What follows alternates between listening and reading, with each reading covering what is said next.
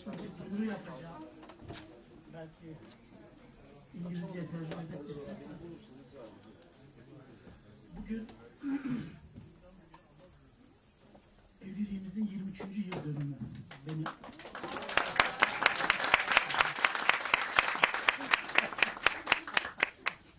teşekkürler.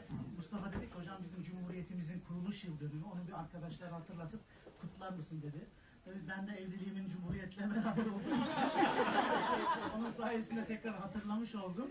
Evet, Türkiye'nin kurtuluş mücadelesinin ve bağımsızlığımızı kazandığımız gün.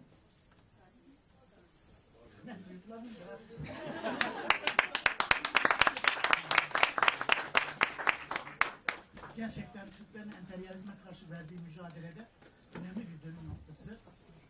Yunanlılar var aramızda. Onlar bizim kardeşimiz.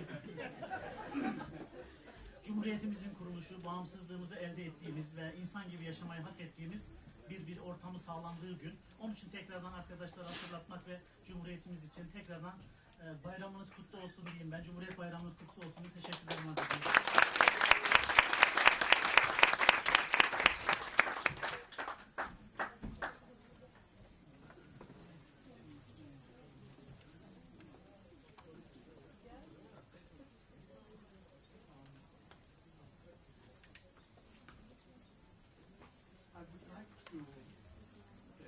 I would like to start out talking about new developments in transference focused psychotherapy. In a way, this would come after Dr. Yeoman's extended presentations in the next few days. I hope that they are sufficiently general for you to absorb and remember in what follows. These observations stem from our experience.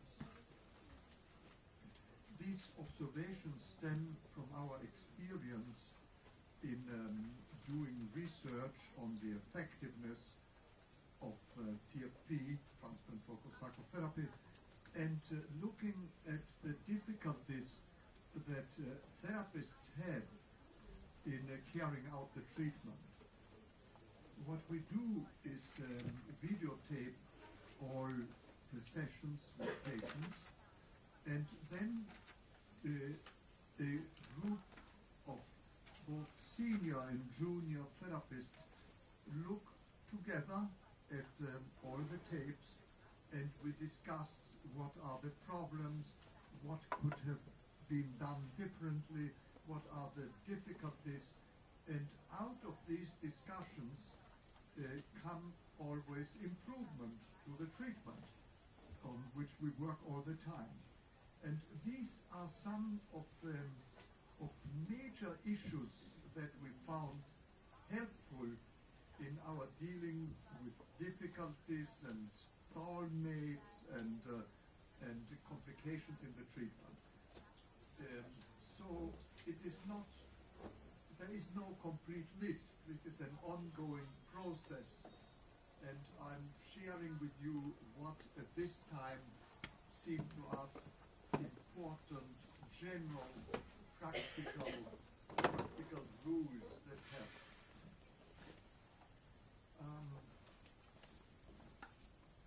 First of all, perhaps the most important one is that during the treatment, because we pay so much attention to the transference, there is a certain risk of neglecting major problems in the patient's life, not an urgent crisis, but general major life problems that the patient denies.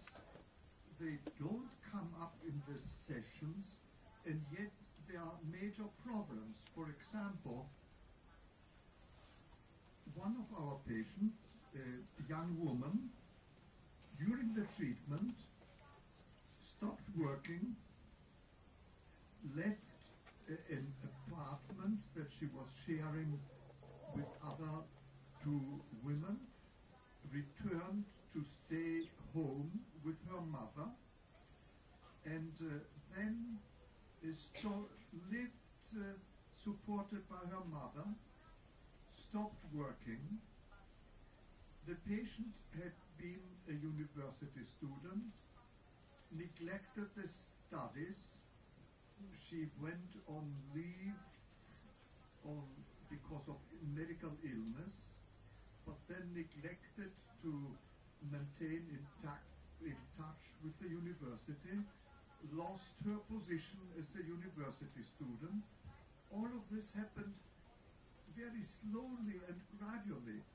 So her life became more and more regressive. And in the sessions, she talked about the difficulties with her mother and the conflicts with her mother.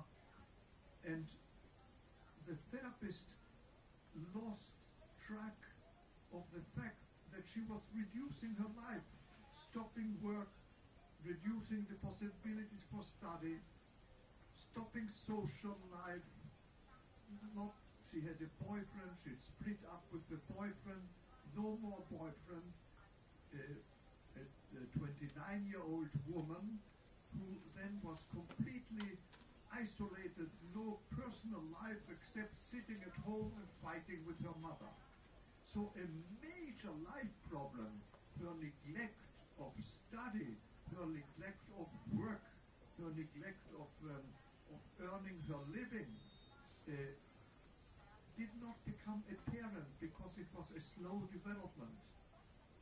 So a major, and this happens quite frequently, that major life problems can be ignored if they happen slowly, gradually, and only throughout time do we realize that the patient is neglecting a major life problem. For example, a patient with sexual inhibition avoids all contacts that could lead to sexual intimacy. A patient with a narcissistic personality who cannot tolerate to be in a low position at work, he has to be in charge or doesn't work. So he becomes totally parasitic and is not concerned at all about it. The secondary gain of treatment becomes then very important. It is as if the only thing counts is coming to the sessions, the rest of the life is abandoned. So that is a very dangerous development. And it's important for the therapist to have a clear view of what is going on in the patient's love life, in the patient's work and profession, social life, and area of creativity. So attention to that external reality, and if we discover a major problem that is being neglected, to bring it into the transference, to link it with transference analysis, becomes a very important and urgent issue. In long-term treatments, it tends to get neglected. In this connection then, the selected fact in each sessions, what is affectively dominant, has to include the therapist's affective resonance to major issues in the patient's life that are being neglected. A second point is a general assessment of the patient's life situation in terms of what could that patient do if the patient were not submerged in his problems. We sometimes see patients where everything is in chaos. They have problems everywhere and everything, and the therapist starts feeling pity for the patient. Pity is a dangerous form of negative countertransference, because it seems like sympathy, but it is sympathy for somebody who is a loser, who is a failure, who one feels sorry for. And that to feel sorry for somebody is to devalue that person. And the consequence is that one does no longer sharply focus on what the person is doing to put himself into such a condition. So it is important to watch a tendency to think this poor little bird can't do much. It's a dangerous, limiting perspective.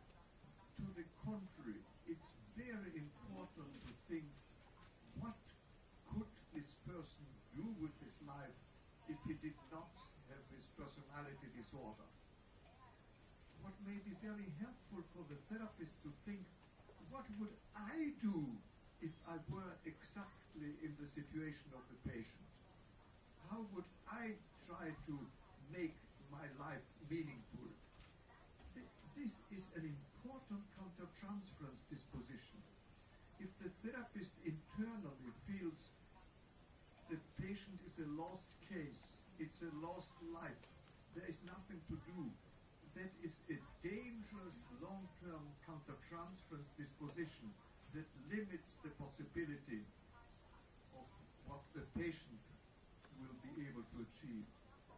To the contrary,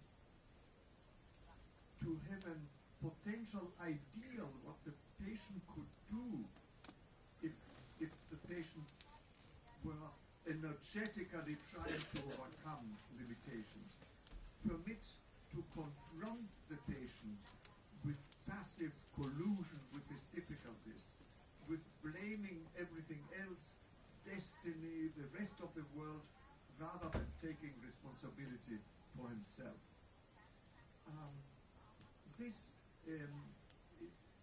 For example, we have a frequent case of women with severely masochistic features, also men, but it is more important in women because of the biological limitation of having children.